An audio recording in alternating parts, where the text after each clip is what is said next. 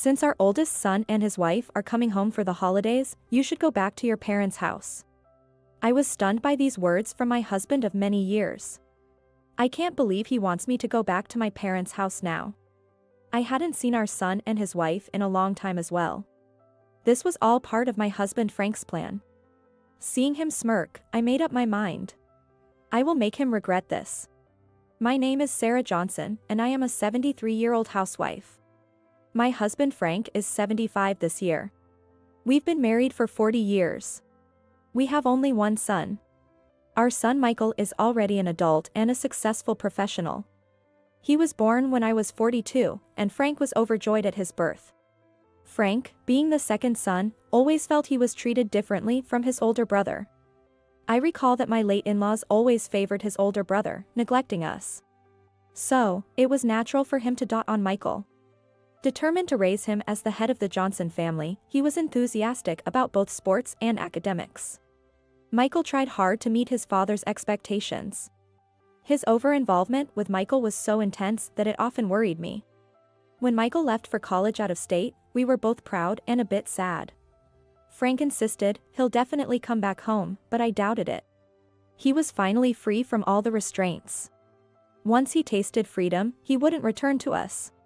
As I predicted, Michael got a job and married a woman from his workplace out of state. His wife was a colleague from the same company. She was a local hire, and Michael told me he'd visited her parents many times. It seems he gets along well with her parents.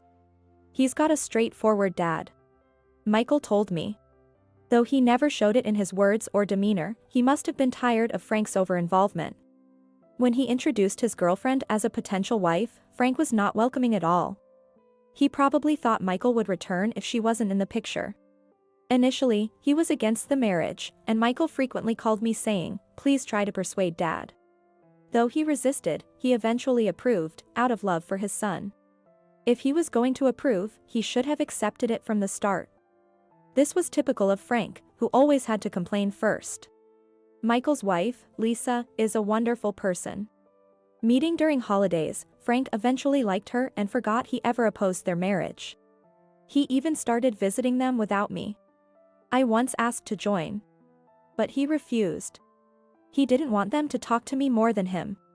Going alone, he got all their attention. My persistent requests led to him secretly spending a night there recently. I was shocked when Michael called me about it. I never imagined he would go behind my back. Frank still hasn't let go of his son. Michael and Lisa don't have kids yet. I sometimes worry about what will happen if they have a grandchild. If we clash with them over education or parenting, it would be disastrous. I need to distance Frank from them before they have kids. I resolved to do this. After we got married, I had one dream. I wanted to own a home.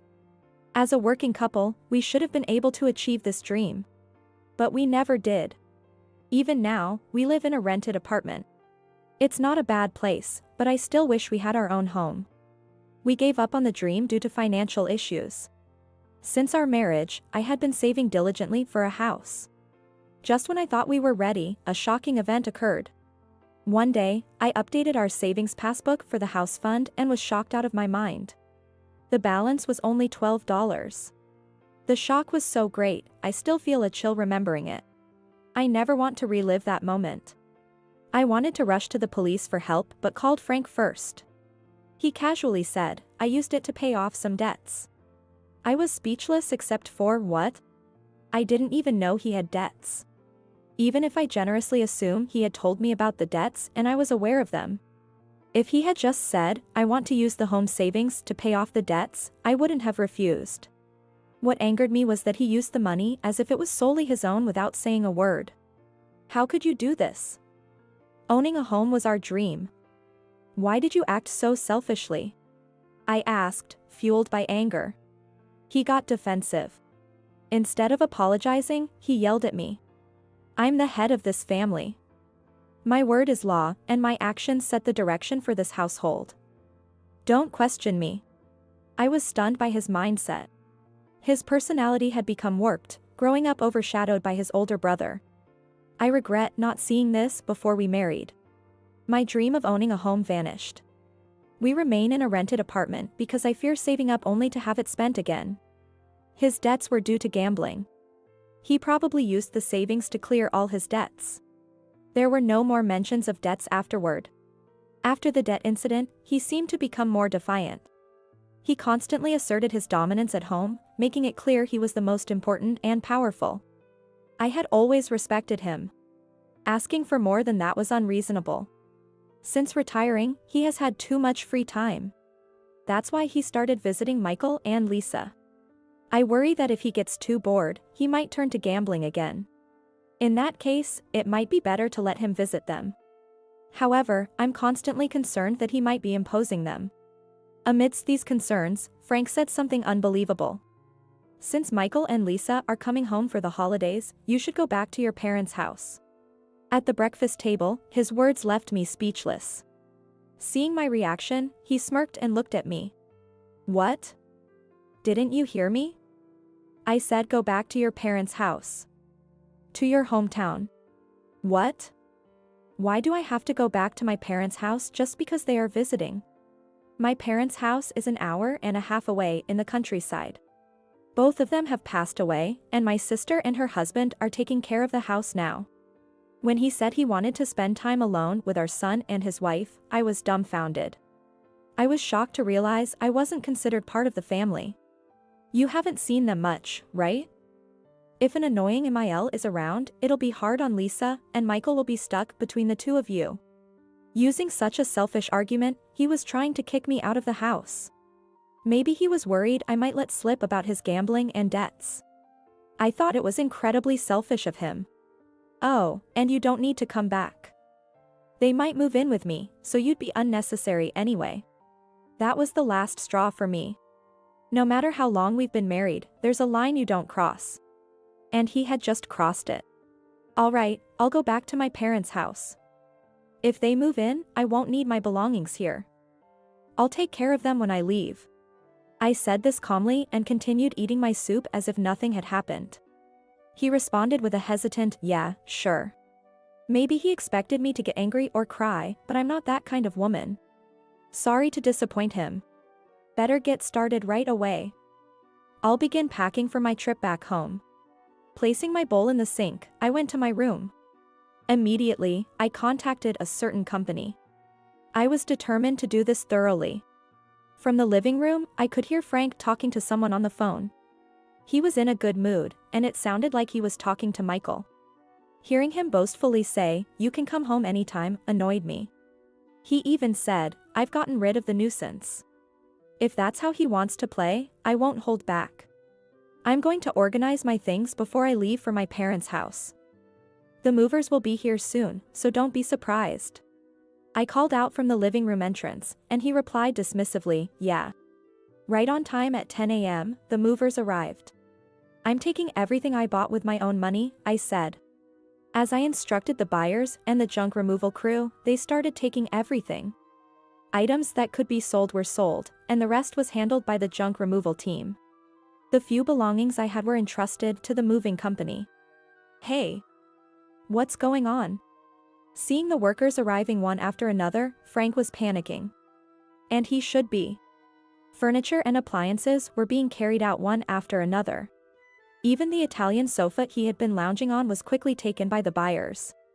I was offered a good price for the items, and I agreed without hesitation. Even the recently bought TV was taken away. I believe the things I bought with my money belong to me, so I'm clearing everything out.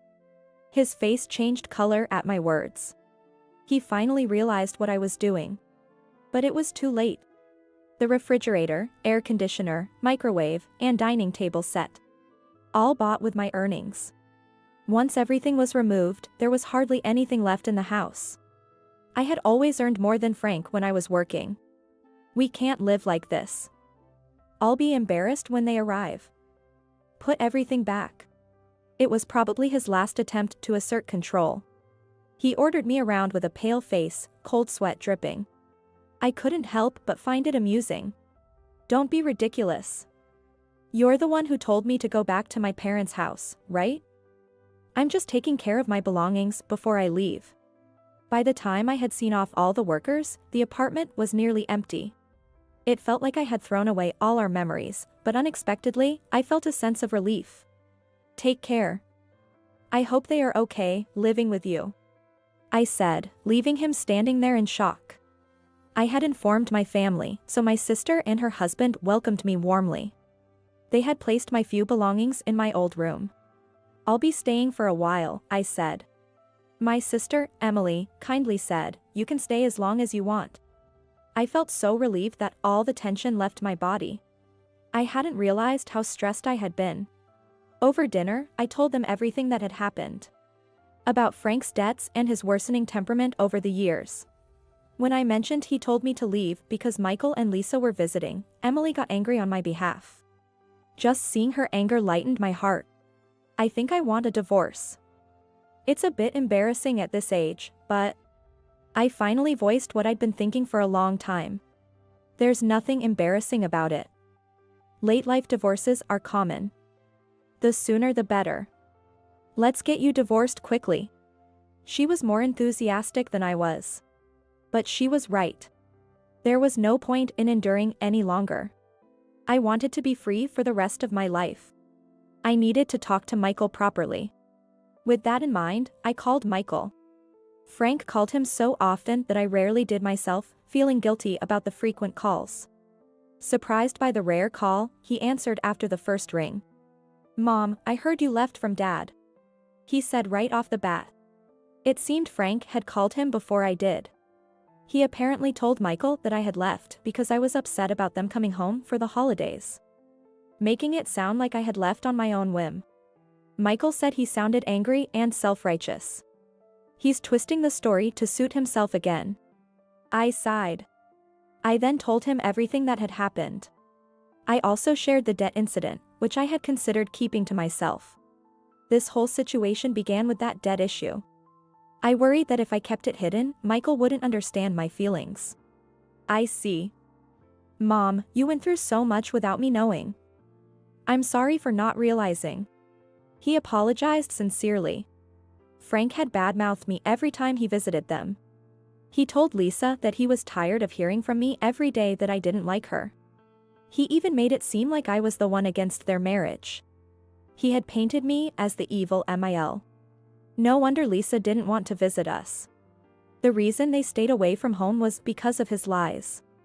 Michael had never imagined his father would lie like that and had believed everything. He told me he had been prepared to confront me to protect his wife. Their holiday visit was meant to confront me. I told him I was considering divorce. There was a long silence, likely from the shock. Mom, I think you should do whatever you feel is best, he finally said softly. At that moment, tears began to pour uncontrollably. All the pent-up emotions came flooding out. Even over the phone, he noticed I was crying and his voice wavered with emotion. Mom, no matter how difficult he is, Dad is still my father. I wanted you both to get along, but I understand if that's not possible. I could only nod and say a yes, repeatedly. When Michael and Lisa came home for the holidays, I returned to the apartment once. The apartment had been cleaned and organized by them. New household appliances had also been provided. They must have taken care of this. How dare you show your face here? Frank yelled the moment he saw me. In the past, his shouts would have intimidated me. But today, I wasn't fazed by his loud voice. I glared back at him and handed him the divorce papers. Please fill this out. This will make our divorce official. I'll be leaving, I said. I had already completed my part. All that was left was for him to sign. He stared at the divorce papers for a moment. Hurry up and sign it so I can leave, I urged. Reluctantly, he began to sign. While he was writing, he glanced up at me several times. His servile attitude irritated me. Once he finished signing, I quickly snatched the divorce papers away. It would be troublesome if he tore them up in a fit of rage. After confirming the signature, I put the divorce papers in my bag. There's no property to split. Don't expect any money. I almost laughed. I know we have no assets, I replied. As long as you understand. I don't want you begging for money, he retorted, trying to maintain his pride. It was ridiculous to see him trying to act superior after creating debts through gambling. I decided to drop the final bombshell. Living here will be tough. The rent is $1,200 a month. You can't afford that on your pension. You didn't know. But I've been using my father's inheritance to pay it. He seemed to have forgotten about the rent. My father's inheritance could have built us a home, but he died after the debt incident. I didn't want to build a home using his money. I wanted a home built with the money we saved together. If you had that money, my debts wouldn't have been a problem. You could have helped me, but you held out on me. With that money, I wouldn't have had any debts. His outrageous outburst almost made me laugh. He had the nerve to say such things after everything he did.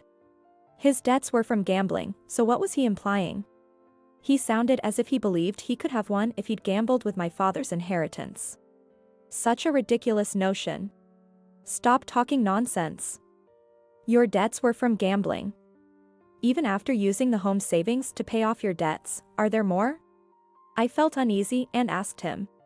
He suddenly became evasive. This confirmed that he still had debts. I suspected he was still gambling, but to think he had more debts was unbelievable. I needed to finalize the divorce quickly. I stood up and headed for the door. Michael and Lisa, who had been silently observing, followed me. As I put on my coat, they offered to handle things from there. I looked at Michael. He smiled slightly, but his eyes were serious. Unfortunately, it can't be helped. I plan to put Dad in a care facility soon. It will keep him away from gambling, and he can make friends there, he said as I was leaving. He also mentioned that they would be moving out of the apartment soon. I was surprised because I thought they were going to live with him. This turn of events was completely unexpected, and I couldn't help but voice my surprise. I thought you were going to start living with him, I said. He replied firmly. What? No way. Lisa is uncomfortable around him too. I finally escaped his overbearing nature. There's no way we can live with him now. He smiled wryly as he spoke. He was right. If I were Michael, I wouldn't want to live with such a father as well. Especially after experiencing freedom, it would be impossible. In the end, Frank would be abandoned by his own son. Loving your child and being overbearing are two different things. This situation is the result of him not realizing that difference. I wondered what kind of face he would make when he found out he was being put in a facility. I felt a bit sorry for him, but he brought this on himself. Afterward, I submitted the divorce papers, and Frank and I were officially divorced. With no assets to divide, there was nothing to argue about. The day after the divorce was finalized, debt collectors came to the apartment. Michael and Lisa were still there and managed to handle the situation. Michael convinced Frank to move out as soon as possible and start fresh somewhere new. He arranged for Frank to move into a beautiful senior care facility by the sea, a bit far away. I hoped he would live out his remaining years quietly there. Initially, Frank resisted going, but Lisa persuaded him to go. Maybe she still held a grudge over the opposition to their marriage. I was worried about the cost since Michael had placed Frank in a rather expensive facility. He reassured me, "Don't worry about the money. It's better to have him in a good, distant facility than a cheaper one nearby. This way, there will be fewer problems." Listening to him, I understood. If Frank were in a regular facility nearby, he'd constantly complain and call for help. By placing him in a top-notch, distant facility, any issues would be handled by the staff, reducing the need for frequent visits. Michael had thought this through. Not being able to see his beloved son would be the hardest blow for Frank. Perhaps this would make him reflect on his actions.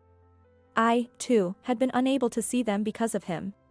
Now he would understand that pain. This is what people mean by reaping what you sow. After the divorce, I moved back to my parents' house and started living with my sister and her husband. I had planned to find a small apartment and move out soon, but they insisted I stay. They had no children. Their large country home felt empty with just the two of them. My sister's husband is a very gentle and kind person. He treats me like his own sister. I took over all the household chores for them, who work in agriculture. I suddenly found a new sense of purpose in doing housework. It had been a long time since anyone had appreciated my efforts. With this new discovery, I embarked on a new chapter in my life.